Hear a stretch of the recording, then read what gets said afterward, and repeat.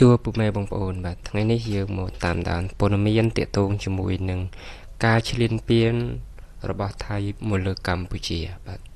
ហើយយើងឃើញថាមានពេលនេះមានមហាយៈឥណ្ឌាបានចេញមុខហើយបាទចេញមុខហើយមូលហេតុដែលមហាយៈឥណ្ឌាដូចជាមហាអំណាចឥណ្ឌានឹងបានចេញមុខនោះគឺព្រោះតែជាជនសៀមនេះពុកម៉ែបងប្អូនគឺវាបាញ់ចូលប្រទេសកម្ពុជាយើងគឺរុករានចូលដែនអធិបតេយ្យកម្ពុជាបន្ទាប់មកវាក៏បានបំផ្លាញនៅរូបវិស្ណុបាទរូបវិស្ណុគឺព្រហ្មញ្ញសាសនាគឺជាសាសនាមួយដែលមានប្រជាជនជាច្រើនបាទកាន់នៅព្រហ្មញ្ញសាសនានឹងបាទជាពិសេសគឺ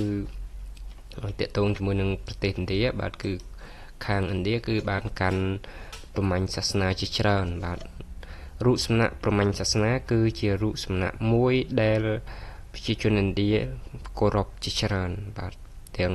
ប្រជាជនឥណ្ឌាហើយកម្ពុជាយើងកាលពីសម័យអង្គរក៏កាន់ខាងព្រហ្មញ្ញសាសនាដែរបាទគឺជាសាសនាដែលល្បីមួយបន្ទាប់ពីព្រះពុទ្ធសាសនាបាទដោយការ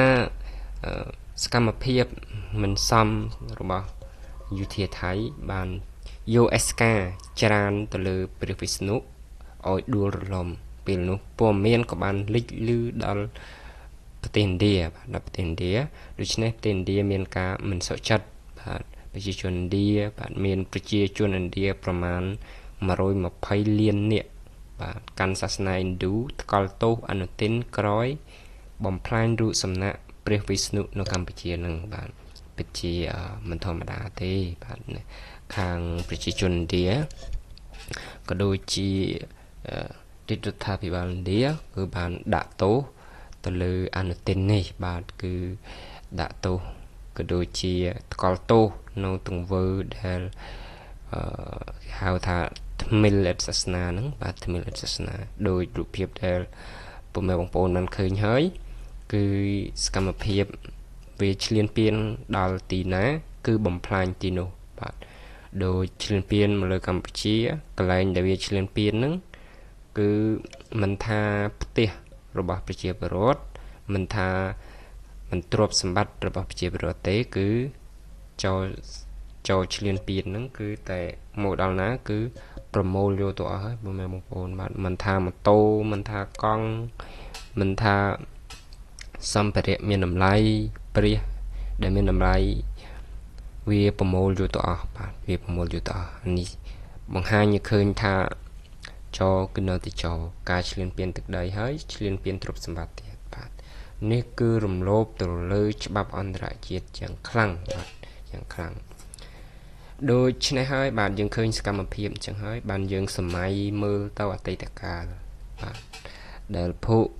ចូលឈ្លានពានបាទមិនថាខាងណាទេបាទ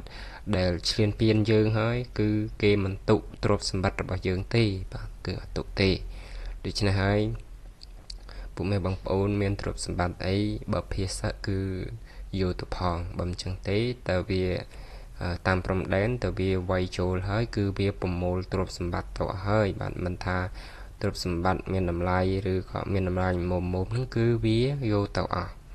សំបីសัตว์ហើយវាយកទៅមិនសល់បាទសัตว์គោសัตว์ដំរីសัตว์តអីវាប្រមូលទៅអស់បាទនេះពិតជាការឈ្លានពានផងលួចទាំងទ្រព្យសម្បត្តិលួចទាំងទឹកដីរបស់យើងបាទគឺពូជសាសន៍មួយនេះគឺពិតជាយើងអាចនិយាយបានថាពិបាករាប់អានបាទពិបាករកអានពិបាកទទួលយកណាបាទហើយប្រទេសឥណ្ឌាហ្នឹងក៏បានថ្កល់ទោសដែរថាអនុទិនគឺមើលស្រាលទៅលើឥណ្ឌាហើយបាទគឺមើលស្រាលទៅលើឥណ្ឌាហើយបាទនេះគឺជាសម្ដីរបស់ប្រធានាធិបតីរបស់ឥណ្ឌាបាទដូច្នេះហើយបងប្អូនយើងឃើញទង្វើបែបនេះគឺវាមិនស័ក្តិសមទាល់តែសោះបាទចុះទន្ទ្រាំយើងប្រាសាទដូនតាយើងកសាងគឺវាបំផ្លាញហេដ្ឋារចនាសម្ព័ន្ធ